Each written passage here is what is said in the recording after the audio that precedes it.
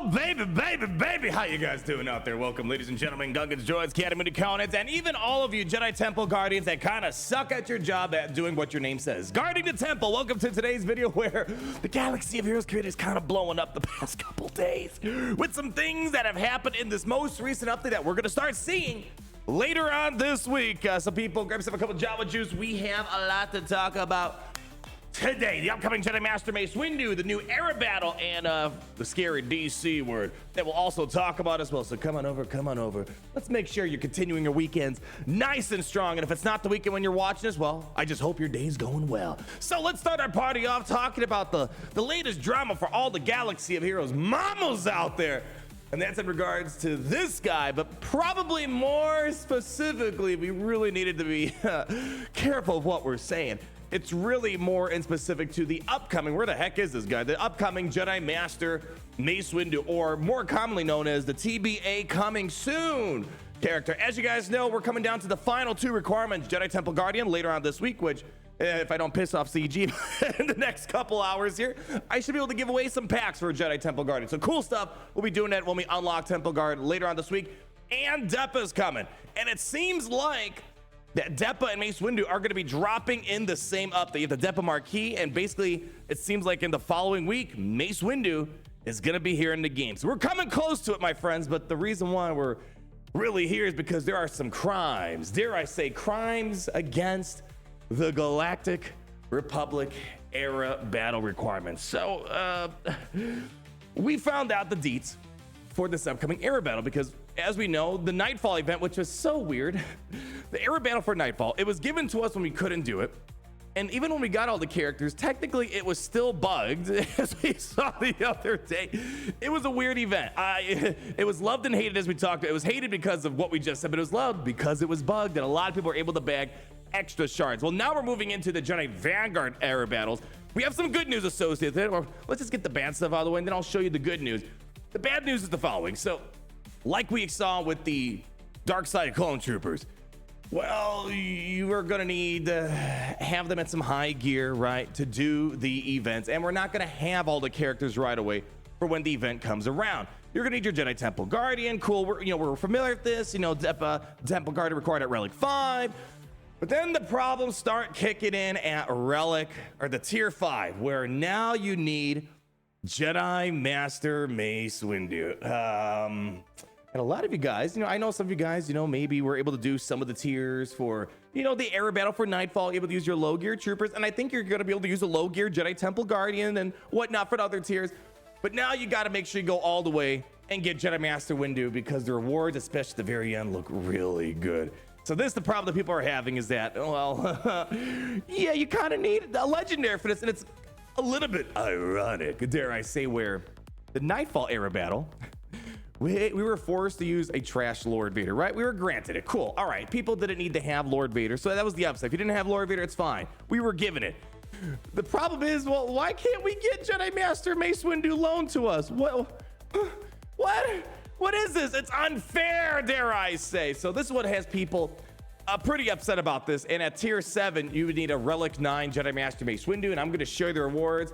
Kind of something one of its kind. A crazy amount of crystals that are going to be given out here. So personally for me, I kind of look at this like the era Nightfall battle. Get whatever free rewards you can, right? If you can get some extra shards, maybe there's gonna be some chance this event is bugged.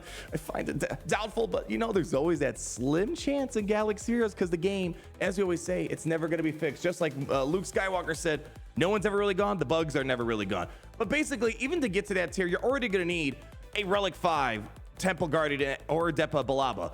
So it's kind of one of those things where you're already kind of at the requirements at that point for Jedi Master Mace Windu, right?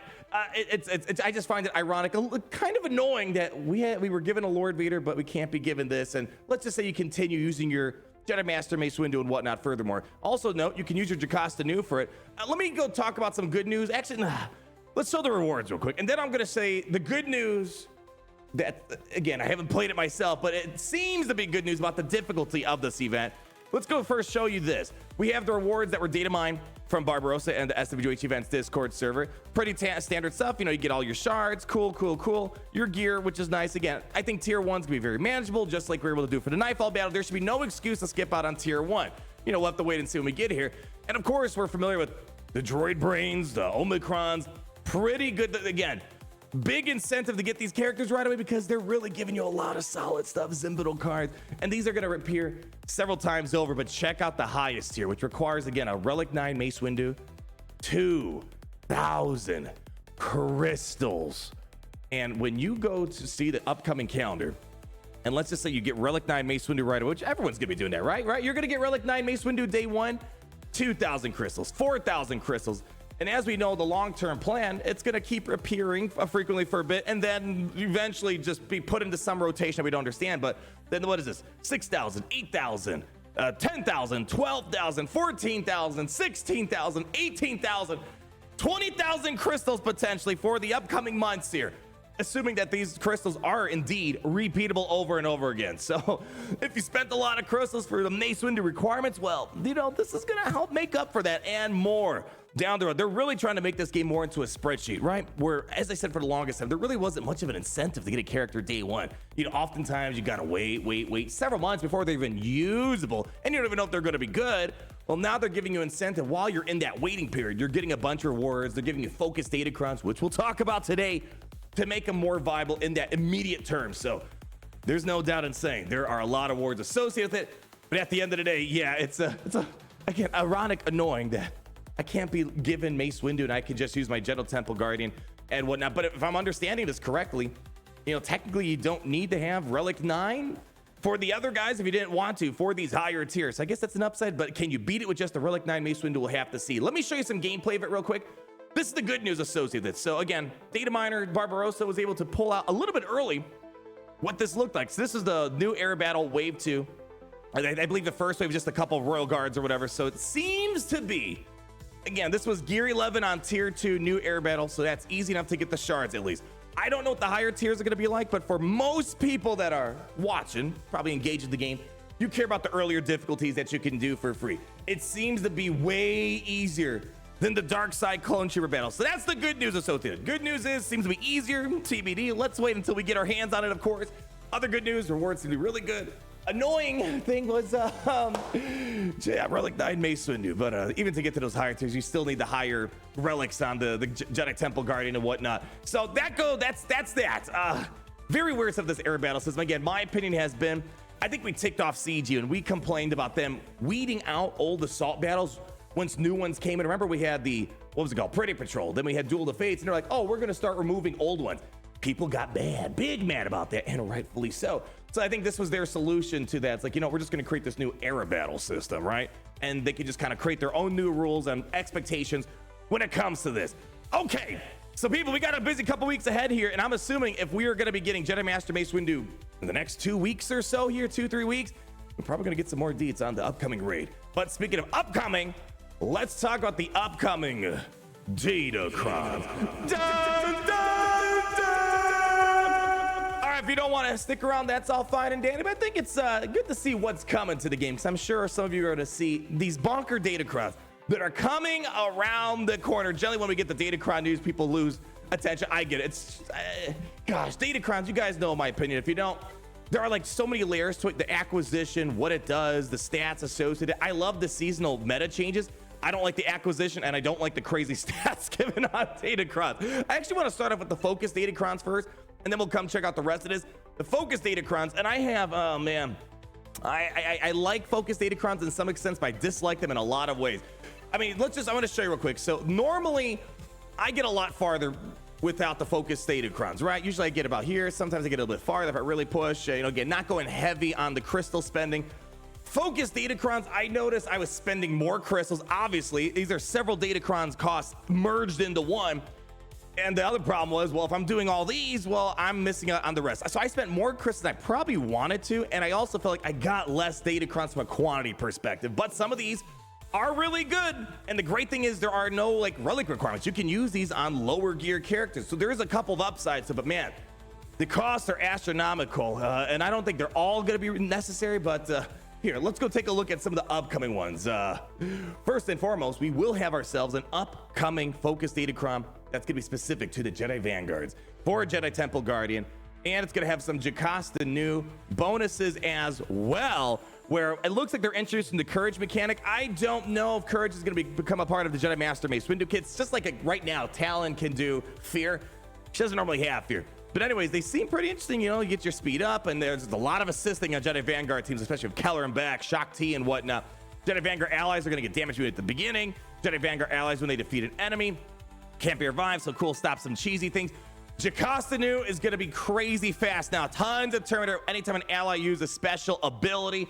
And then Jedi Temple Guard, whenever Temple Guard is afflicted with a debuff, they taunt for 2 turns. So we don't know what this guy's gonna look like. I'm assuming gonna be good, but you know, it's gonna be even better, right? And then whenever Temple Guard taunts, all Jedi Vanguard allies getting courage, which can't be copied, spelled, prevented, and some pretty nice bonuses: 135% resistance penetration, armor penetration 165%, and a lot of critical avoidance. So on paper, you know, we gotta wait and see. It's kind of hard to really get blown away, but let's show some other focused datacrons that are coming around that do blow my mind. Director Krennic, one of my favorite, I can't even say underrated because he's not even rated in this game. He was one of my favorite characters in this game. Like when the game was really about anti-meta, theory crafting, you know, wizards and whatnot. You know, theory crafting's a bit more constrained nowadays, but back then I would be the only fool, genius dare I say, rocking Director Krennic lead inside a squad arena, knocking out all these crazy Commander Luke Skywalkers. I would use like Krennic with Death Trooper, Nihilus, Thrawn. Oh my gosh, amazing days those were. But unfortunately, he has lost a lot of his pizzazz. I mean, I know he's one of the most beautiful models in the game. Look at all those polygons. I can count them on one finger. Jokes aside, though, yeah, he's kind of trash nowadays. I'm glad they're giving him a little bit of love. I was hoping for a rework touch-up, especially of Andor Season 2, which I finally got around to Episode 1. It's taken me forever with my time. Hopefully, I can watch the rest of Andor Season 2 later on this week, but extremely excited for the show. Anyways, check this level 15 bonus out. Whew, man, if Director Krennic is in the leader slot, all allies are immune to daze. And whenever an enemy is inflicted with the ability block, you recover 20% protection. All allied tanks taunt for 2 turns and gain a stack of insight until the end of the encounter. If an allied Imperial probe droid is present, Krennic gains even more insight. But that's not even the cool stuff. If Krennic has 10 stacks of insight, whenever an enemy is inflicted with the ability block, check this out. They are inflicted with ability block until the end of the encounter. What? An ability block does last the entirety of the match, and as far as I can see, it doesn't say anything about like does not include, you know, does not apply in Galactic Legends. Seems like this could apply to Galactic Legends too. So this seems to be a lot of fun if you can get those insights and then quickly get ability block. A perpetual ability block is insane. And we can check out the other stuff here. Whenever support ally starts their turn, dispel tenacity up from all enemies, cool, and then reduce their tenacity by 100%, making sure you get those ability blocks to land in there.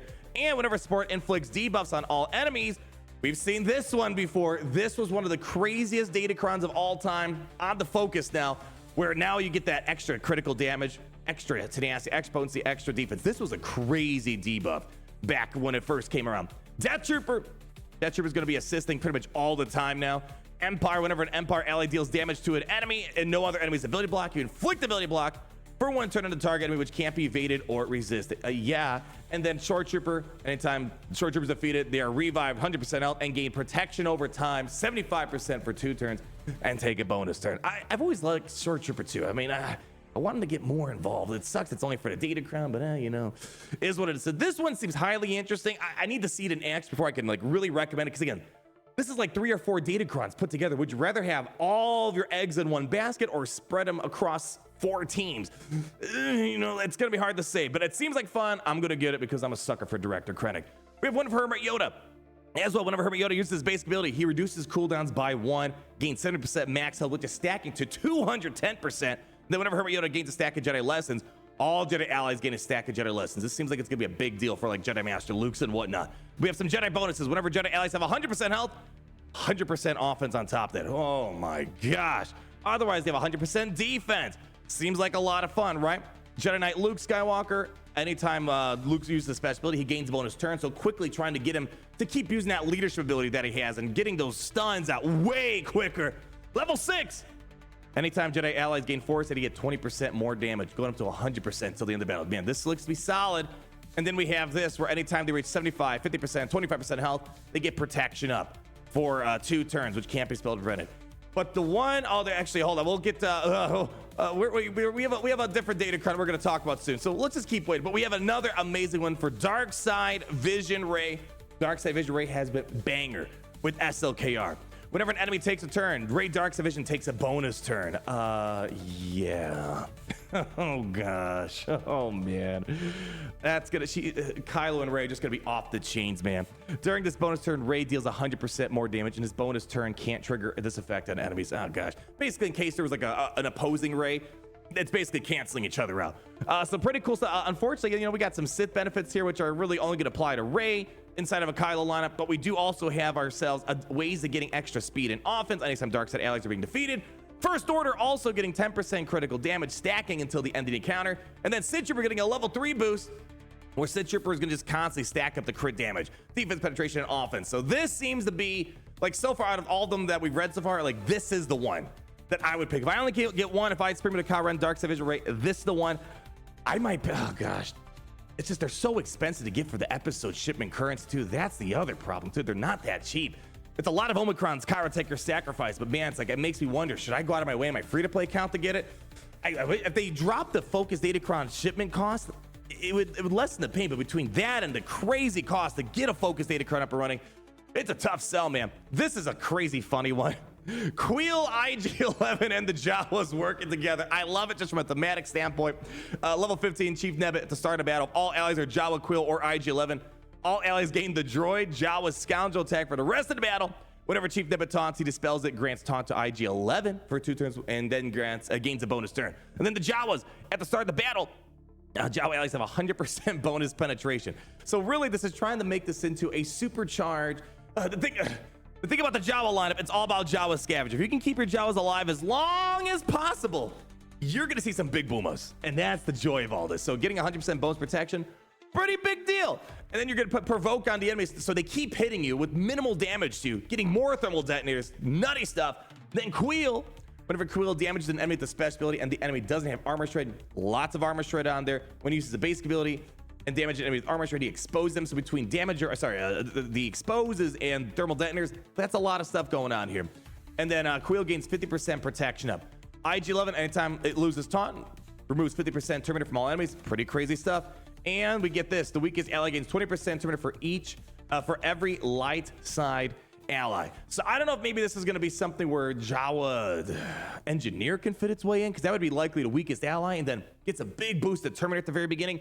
Seems like a lot of fun again. A lot of these sound fun. I don't know how meta impactful they're going to be. The one that just is clear to me, if you only can pick one, this is the one. But Krennic seems like a lot of fun. Gosh dang. I believe this is just the Focus Datacron that you get from doing the event potentially for the Jedi Temple Guardian. But we still got a little bit more that have people getting a little crazy. Let's go showcase this. Oh man. So right now you can't really farm them unless, I don't know, you just had a couple crystals laying around, right? So you can't really farm Echoes of War until the next round of Conquest comes around, but you can check it out early. Let's go straight to the character bonuses here. Where is it at? Where is the beautiful, beautiful, oh, Barisofi. This is the one that's got people all worked up here. First time Barris defeated, if there's at least one other active ally, you revive all other defeated allies, and other allies cover 100% health and protection, get 100% Terminator and offense until the end of the battle. A lot of people are worried about how this is going to work with the list, people. Just like I said, you can always expect this game to be bugged. You can usually expect Ray to always have some banger datacron. So it kind of sucks. You kind of got to save Barris for last. But if you're saving Barris for last, well, she's kind of annoying from a passive perspective, constantly healing the team. So this seems to be pretty gnarly for a Ray team. You take out Barris, boom, you're just going to get nuked out of your mind. But let's go work our way from the bottom real quick. The dark side, we have a few things that are interesting. And of course, we have the reoccurrence of stacking offense for all the buffs you have on your team. Also, anytime you're damaged by % health effects, recover 2% health. Nothing too crazy there. Nothing incredibly crazy on the dark side, except just the stacking offense. Probably the biggest deal here. The light side, again, they're bringing in the Boltcron, and this is like the 4th, 5th season in a row, whatever it is, that we're getting light side Boltcrons. Oh my goodness. I feel like they do it anytime they're releasing like a big light side team, like a legendary. They're like, oh, we got to throw a Boltcron on top of that. So that's pretty much the big thing right there. The speed up on the basics also nice, but this is going to be the big selling one. So if you're on a budget with datacrons, trying to nab a couple light side Boltcrons, probably the way to go. And here we go. We have some clone trooper datacrons, presumably to help out Lord Vader once the Apocron goes away. First time each clone trooper ally falls below 50% health. All clone trooper allies reduce their cooldowns by 1, gain 10% Terminator. Cool. Anytime a clone trooper ally defeats an enemy, they take a bonus turn. Sure, whatever. Whenever a clone trooper ally starts their turn with at least 2 debuffs that can be dispelled, they have 65% chance to dispel debuffs. Whenever a debuff on an enemy expires, clone trooper allies gain 2% turn meter and double if that debuff was dispelled by the enemy. And that's probably going to be the banger one for your dark side clones, assuming you're using them with the Lord Vader. And then whenever a debuff on an enemy expires, clone trooper allies gain 2% offense, doubled if that debuff was dispelled. So yeah, these are the sweet spots for the clones in the context of a Lord Vader line. Now, of course, we have other clones, but even so, Bad Batch have a lot of debuffs, but probably help them out as well. Let me be clear with that. The first generation Bad Batch, because for whatever reason, they lost the tag for clone troopers on Bad Batch V2. It got lost in translation somewhere. Anyways, get it lost in translation because they lost tech and he had translation. Folks, I laugh at my own jokes, so you don't have to. Possible Gungan mechanics that we have coming around. Whenever a debuff on an enemy expires, you get the stack of potency and tenacity. All right, yeah. Whenever Gungan uses a special ability, they stun the target enemy for 1 turn. Oh my gosh. That's going to be annoying. Whenever Gungan allies critically enemy, they get stack and offense. Sure, whatever. Whenever Gungan allies have health and protection full at the start of their turn, 100% more damage. That's going to hurt. And then whenever a Gungan ally deals damage to an enemy and no other has blind, they'll get blind. So most likely for Gungan, it's likely going to be the stun or the full health, full protection thing. Could be pretty gnarly. We got some Mandalorian bonus, some wide variety of stuff going on with this upcoming Echoes of War set. At the start of each Mandalorian's ally's turn, if they have not taken damage, they get offensive crit damage up. Okay. At the start of the battle, Mandalorian allies gain retribution. Could be fun. Mandalorian gains defense penetration up in offense. Whenever a Mandalorian allies attack out of turn, 25% chance to remove turn meter. That could be nice. And then whenever a Mandalorian ally is critically hit, they get 100% critical avoidance and critical chance. So this is probably, a lot of these I think are more beneficial for Bo-Katan Mandalore, but some of these would be nice as well for Maul. Again, once we kind of had a chance to like really mull this over, I'll update the spreadsheet for those that do care about it. And then we have the big ones for the Jedi Vanguards, and I think a lot of people can understand my simple philosophy. More words equals more better.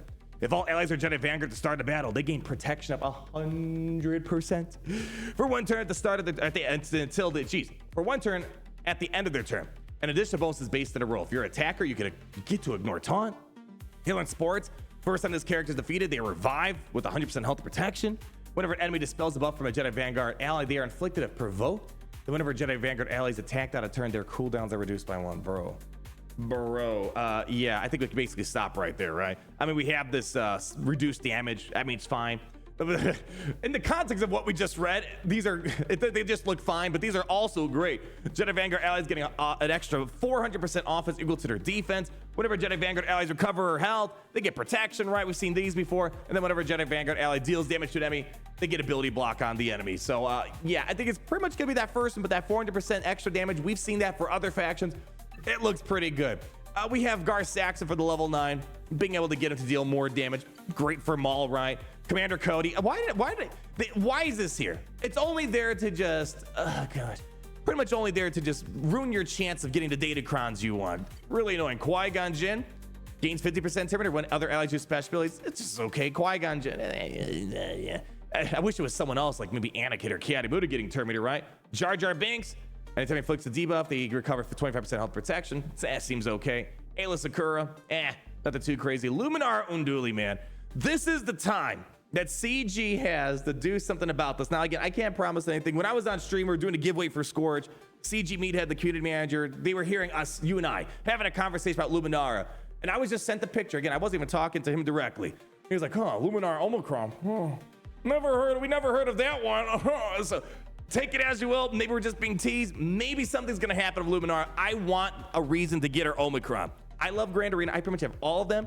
If I don't have it, that means something is seriously wrong. And it's not my stash of Omicrons. I can tell you that. First time Luminar dually goes below 100% health, recover 100% protection, gain 100% turn meter. I want to believe there's something coming. Otherwise, not much going on here. Candace Ardo, a lot of fun. This is going to be great for Maul.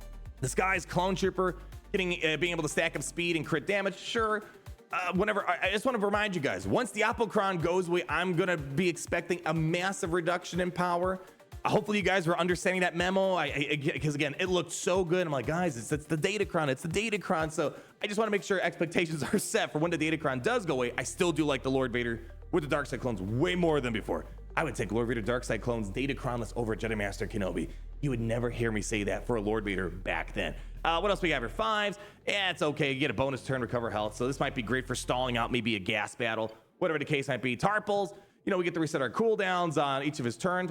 Pretty interesting, pretty scary. This is going to be pretty annoying for the Gungans, I think. Caloran Beck can reflect damage. I never really have been crazy about this reflect damage in Grand Arena. I want what Padme has inside of Conquest. That's the reflect damage that I want to have. Whenever we lose taunt, remove 50% turn from all enemies from Gungan phalanx. Could be a problem. Super Commando, whenever an enemy takes a turn, Super Commando gets a bonus turn. During this bonus turn, Super Commando does 100% more damage. Could be a little annoying. Jango Fett being able to get turn meter, other allies getting 25% turn meter. So if you can get him to assist a lot, whether it's Trench, Mandalorians of Maul, there's a lot of fun stuff for the level 9s, for the Maul team. I feel like the level 6 is more for Bo. Scorch, anytime he loses taunt, 50% turn meter is being removed from enemies. Could be nice to disrupt some play action for the opposing teams trying to counter Lord Vader. CX2, when it gains stealth, also reduce the cooldowns that are special abilities by 1, so trying to get as much armor shred out there as possible. CX2 is just an idiot on defense. I hate it. I hate it how he just doesn't focus on one guy. He just keeps moving around. You got to focus on one. Whenever Boss Nass gains retribution, they also gain 10% health steal, defense, whatever. And then we have Maul. Whenever Maul critically hits an enemy, Maul gains 10% critical damage, defense, penetration, offense, 200% until the end of the battle. If you're going for Mandalorians, I think for me it's got to be Maul or Jango Fett. Those are the two. Candace has a pretty decent one too. But man, Jango Fett can keep pumping turn meter to your team. It's got to be Jango, I think. Again, I'll have a more set in stone thing in a bit when I update it. We talked about Barris, probably the one that's got a lot of people interested. And then Gungan Bombardier. Each time Gungan Bombardier and Flexibility block, they gain 10% turn meter. So Barris is a winner. Maul's a winner. Scorch could be interesting for the dark side clones, I think, getting a big turn meter removal. Jango, big MVP, I think, here. Gungan Phalanx could be okay. Tarpal's probably to go to for the Gungans here. This guy's Clone Trooper. Candace is pretty decent. And then basically, I think those are kind of the main ones that I have my eyes on. So that's what we have right there. A lot of datacron stuff upcoming. Again, you can't really farm these unless you just, grandma can lend you a few thousand, tens of thousand crystals to get them right now. Unless you really want to scrap away your old datacron set. It's not time yet. You don't want to scrap these yet. We still have another week of Grand Arena before we scrap these, but you guys know the drill. I can scrap all these and I basically barely get materials to put one datacron together. So there we have it, people. Lots to go over. Let me know what your thoughts are on the Jedi Temple Guardian, the upcoming Arab battle system that we have coming for Jedi Master Mace Windu. But let's just say I think June's gonna be a little interesting, my friends. So in the meantime, leave that like, comment down below. You guys enjoy the rest of your weekend. Enjoy the rest of your week. Enjoy the rest of your life, because I can promise you one thing. It's always gonna be great to be in the Empire today. It's great to be in the Empire today. The sun never sets.